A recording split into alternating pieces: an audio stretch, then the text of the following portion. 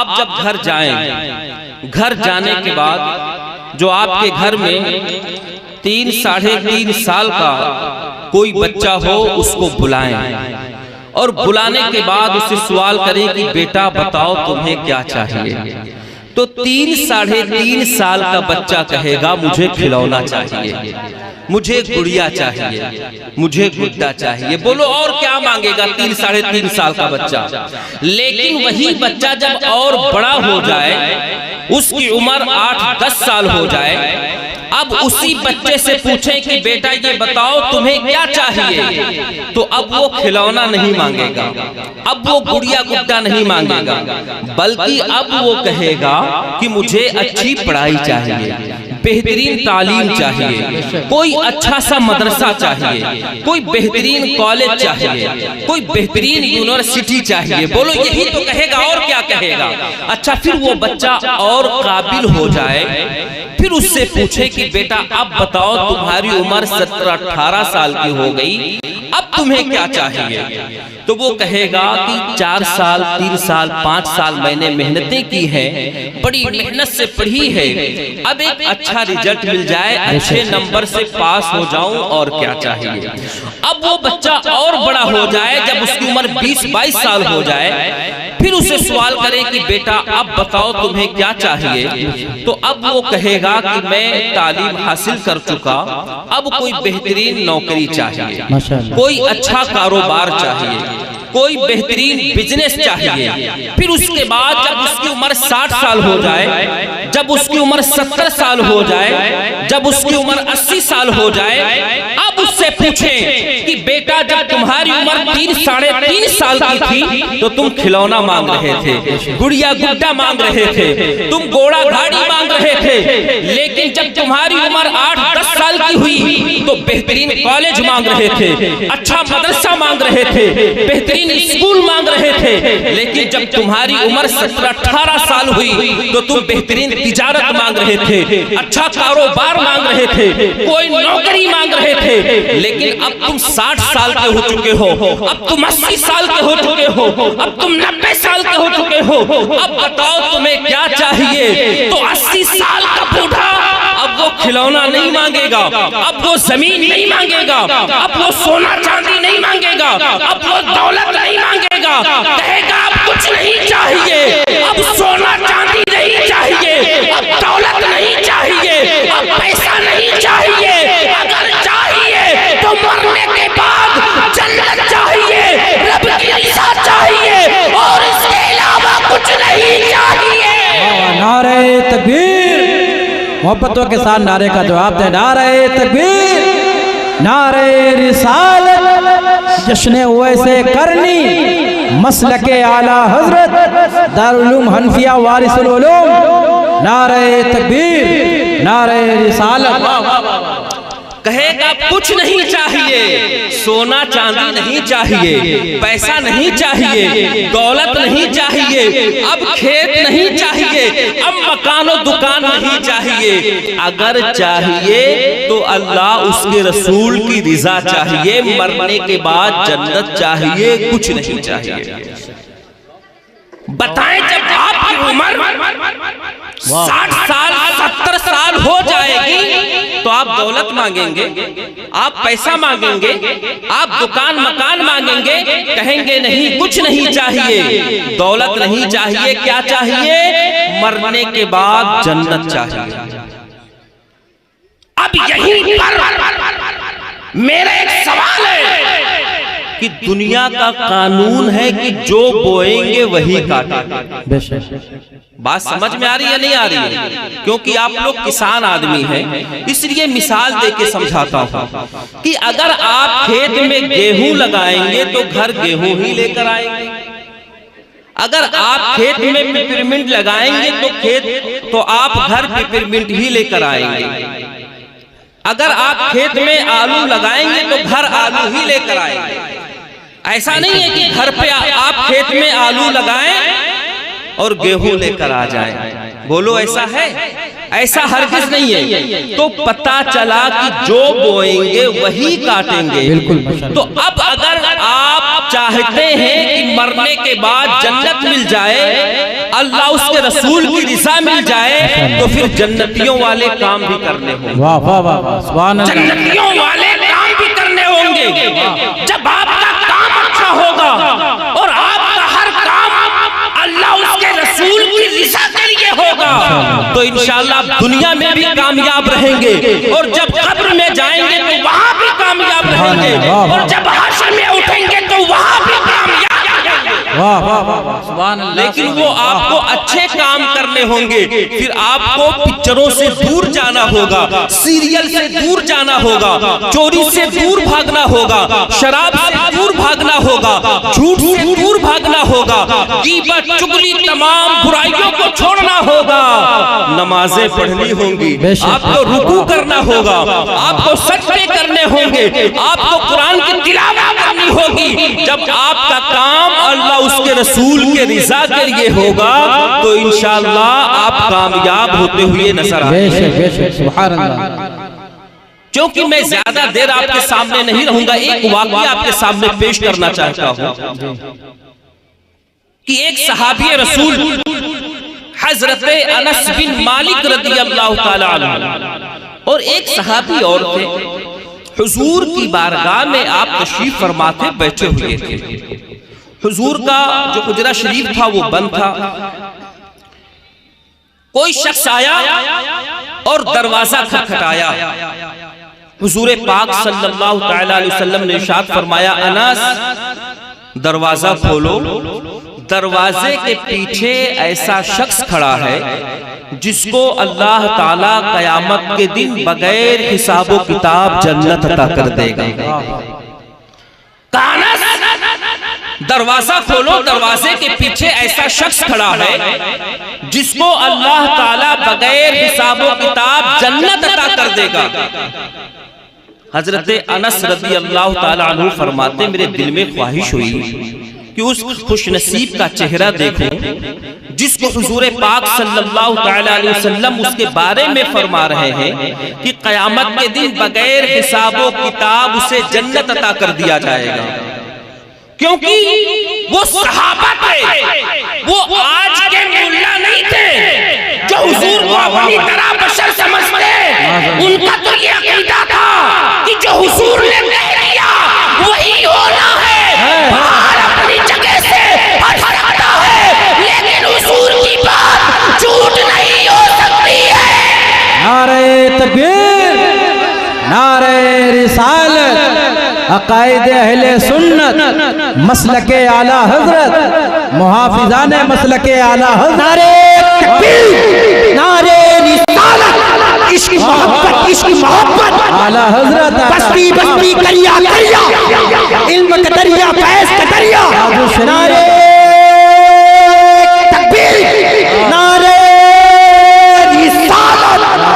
वाह वाह वाह वाह वाह वाह। तो वो सहाबी थे, सहाबी। बहुत माशाअल्लाह। अकीदा था कि हुजूर जो फरमा दे वही होना है। अब उनके दिल में ख्वाहिश हुई कि उस बंदे को देखूं।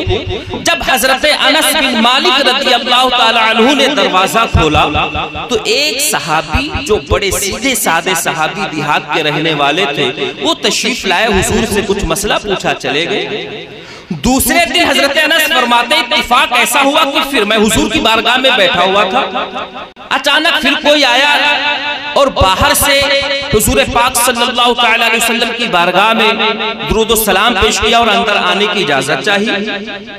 हुजूर पाक सल्लल्लाहु तआला अलैहि वसल्लम ने फिर फरमाया कि अनस दरवाजा खोलो। दरवाजे के पीछे ऐसा शख्स खड़ा है जिसको कयामत के दिन अल्लाह ताला बगैर हिसाबो किताब जन्नत अता कर देगा।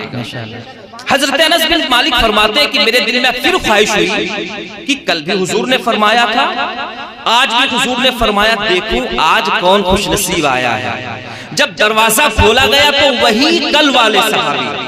हजरत अनस फरमाते कि 3 दिन लगातार वो सहाबी हाजिर हुए और अंदर आने की इजाजत चाहिए और तीनों दिन हुजूर पाक सल्लल्लाहु तआला अलैहि वसल्लम ने यही फरमाया कि अनस दरवाजा खोलो।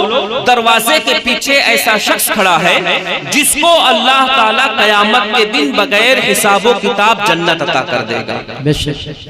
अब अब हजरत अनस बिन मालिक फरमाते हैं कि मेरे दिल में ये ख्वाहिश हुई कि कौन सी ऐसी नेकी ये सहाबी करते हैं जिसकी वजह से हुजूर फरमा रहे कि इनको बगैर हिसाब किताब जन्नत अता कर दिया जाएगा।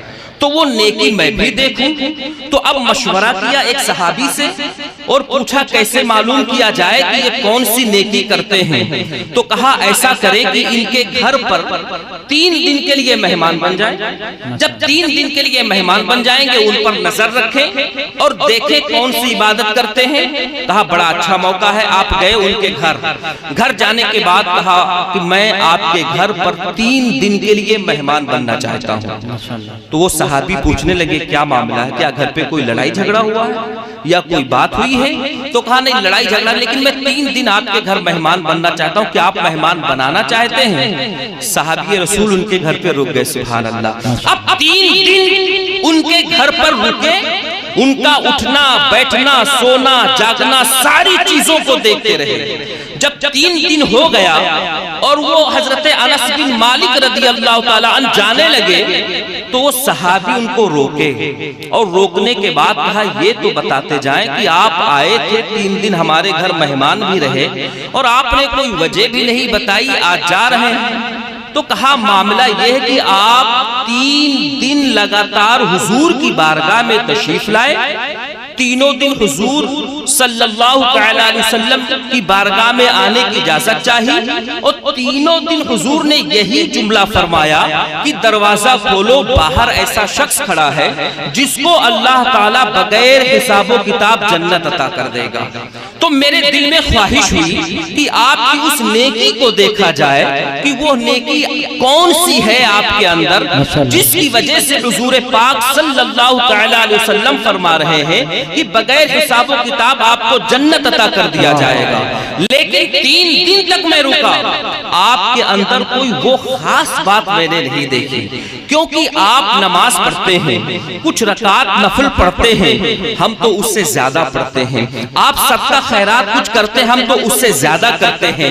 मैंने तमाम इबादतों को देखा लेकिन कोई खास वजह नहीं मिली। लेकिन अब आप मुझे बताएं कि वो कौन सी इबादत आप करते हैं जिसकी वजह से हुजूर पाक सल्लल्लाहु अलैहि वसल्लम ने इरशाद फरमाया आपके बारे में कि आपको क़यामत के दिन बगैर हिसाबो किताब जन्नत अता कर दिया जाएगा।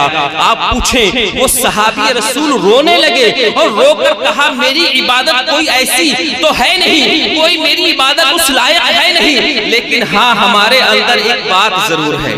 अब वो खास बात आपको बताने चला हूं।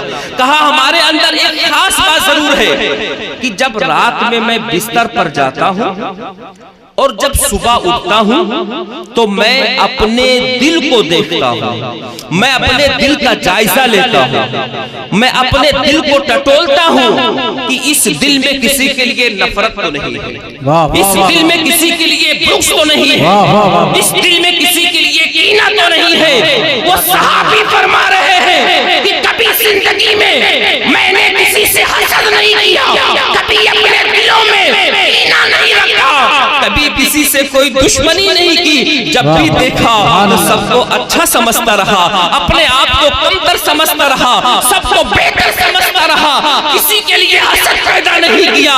सहाबी रसूल हजरत अनस बिन मालिक ने जब ये बात सुनी तो आप रोकर कहने लगे फिर यही वजह है कि आप सिर्फ नाम के मुसलमान नहीं है बल्कि आपकी ज़बान भी मुसलमान है, आपका पैर भी मुसलमान है, आपका पूरा रूह भी मुसलमान है। तो ऐ मुसलमानों, हमको और आपको भी चाहिए पड़ोसी से दुश्मनी न करें, हम कीना न रखें, हम अदावत न करें, हम किसी की बुराई न करें, हम चुगली न करें, हम गीबत न करें। हम दुनिया में जब तक रहे हम शान के साथ रहे और जब मरने के बाद हम कब्र में जाएं तो कोई ये ना कह सके इसने मेरी जमीन ले ली थी, कोई ये ना कह सके इसने मेरा पैसा डुबो दिया था, कोई ये ना कह सके कि बड़ा शराबी था, कोई ये ना कह सके ये बड़ा गुनहगार था, कोई ये ना कह सके कि ये बहुत झूठ बोलता था, कोई ये ना कह सके कि ये बड़ी पिक्चरें देखता था, कोई ये ना कह सके ये बहुत सीरियल देखता था। तुम्हारे बारे में जब लोग कहें तो कहे नमाज पढ़ते पढ़ते मर गया, रोजा रखते रखते मर गया, हज करते करते मर गया, अल्लाह उसके रसूल को राजी करते करते मर गया, और कहते कहते मर गया कि उन्हें जाना उन्हें माना, न रखा गैर से काम, लिल्लाहिल हम्द में दुनिया से मुसलमान। नारे तकबीर, नारे रिसालत, जश्न वैसे करनी, मसलके आला हजरत, नारे तकबीर, नारे रिसालत। तो खुशूसी शायर आपके सामने आ चुके हैं, और चूंकि ये प्रोग्राम ज्यादा देर तक चलेगा भी नहीं, इंशाअल्लाह 12 बजे या उससे पहले पहले ये प्रोग्राम समेट दिया जाएगा। तो बस मैं यही एक पैगाम देना चाहता हूँ कि अगर वाकई में आप दुनिया में अच्छा काम करना चाहते हैं, बेहतर काम करना चाहते हैं, तो हर काम अल्लाह उसके रसूल की रिज़ा के लिए करें।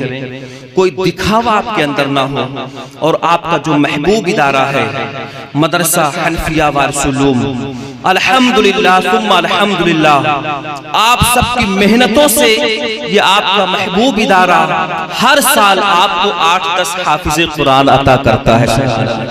अभी पिछले साल दस्तारबंदी का प्रोग्राम हुआ, 7-8 बच्चों की दस्तार हुई थी, आपको याद है या नहीं? अब की साल भी 7-8 बच्चे तैयार हो चुके हैं, माशाअल्लाह माशाअल्लाह। हाँ, अब की साल भी माशाअल्लाह। एक लड़का बिहार का है मोहम्मद इकरार, वो भी हाफिज यही बन चुका है, सुभान अल्लाह माशाअल्लाह। और सुफियान ये भी हाफिज यहीं पर बने हैं, और एक सैफ लड़का है, ये सुफियान बहराइच के हैं, और एक सैफ लड़का है जो बरेली साइड का हरदोई जिले का सुफियान है, और ऐसे 7-8 बच्चे, और मोहम्मद इखलाक साहब का एक साहबजादा मोहम्मद अरशद, अभी करीब 15 दिन पहले उसने भी कुरान पाक हिफ्ज मुकम्मल कर लिया, 15 दिन पहले मोहम्मद इखलाक का साहबजादा मोहम्मद अरशद। तो ये आपकी मेहनतें हैं, आपकी मोहब्बतें हैं कि आप हर तरीके से जब भी आपको आवाज दी जाती है आप कहते हैं कारी साहब पीछे न हटना, अगर आप तामीरी काम करवाना चाहते हैं हम आपके साथ हैं, बच्चों के लिए रूम बनाना चाहते हैं हम आपके साथ हैं, आप जलसा करना चाहते हैं हम आपके साथ हैं। तो उसका ये नतीजा है कि हर साल आपको 8-10 हाफिज़े कुरान ये मदरसा अता करता है। इसी तरह अगर आप मदरसे की इमदाद करते रहे तो एक दो दिन आएगा कि जब दस्तारबंदी का प्रोग्राम होगा तो 8-10 बच्चे नहीं 50 बच्चे इंशाअल्लाह मदरसा हनफिया वारसुलूम से आपको अता करेंगे। सुभान अल्लाह माशाअल्लाह, वाह वाह वाह। तो बस मैं यही एक पैगाम देना चाहता हूँ कि ये जज्बा आपके अंदर होना चाहिए, क्योंकि आज आपके अंदर जो ईमान सलामत है ये मदरसों की देन है, जो आपके अंदर आज नमाज का शौक है ये मदरसों की देन है, जो आज आपके अंदर ईमान का जज्बा है ये मदरसों की देन है। अगर ये मदरसा नहीं रहेगा तो आप ये समझ लीजिए आपका ईमान कमजोर हो जाएगा, जो नमाज पढ़ने का आज शौक है ये शौक खत्म हो जाएगा, जो आपकी ईमान सलामत है आपके ईमान को लूट लिया जाएगा, आपके ईमान को तबाह बर्बाद कर दिया जाएगा। तो बस मैं यही बिलहरा पट्टी और कुर्बो जवार के तमाम लोगों से एक पैगाम देना चाहता हूँ कि आपका महबूब इदारा है, आपका बेहतरीन इदारा है, जहाँ पर मेरी जरूरत हो अगर 12 बजे रात में इंशाअल्लाह मुजीबुर रहमान को आप आवाज देंगे तो ये मुजीबुर रहमान आपके घर पर नजर आएगा, आपके घर में नजर आएगा। लेकिन यही जज्बा आपके भी अंदर होना चाहिए। जिस तरीके से अगर मैं आवाज दूंगा आप 12 बजे रात में हाजिर हैं तो आप मुझे आवाज दें मैं भी हाजिर।